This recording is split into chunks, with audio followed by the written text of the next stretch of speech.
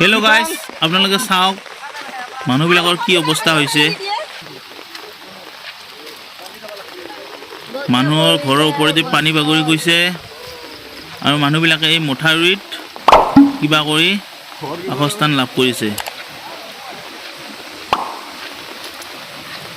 আৰু গাইজ এয়া চাওক পানীৰ কেনেকুৱা সোঁত, দেখিছেনে কেনেকুৱা পানী। এয়া চাওক কেনেকুৱা পানীৰ শব্দ। এই সৌটো ঘৰ উটুৱাই নিব আৰু লাহে লাহে পানীৰ কোব বাঢ়ি গৈছে।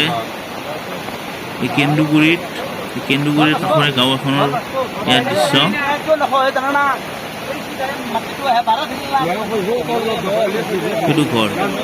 সেইটো ঘৰ বেছি সময় নাই, এই এটা ঘৰ বেছি সময় নাই আৰু। বানপানীয়ে অসমৰ মানুহক জুৰুলা কৰি পেলাইছে। চব শেষ, ফিনিছড। এয়া চাওক ইয়াতে এটা ঘৰ আছিলে, এতিয়া ঘৰটো নাই, ঘৰৰ চিন চাবেই নাই।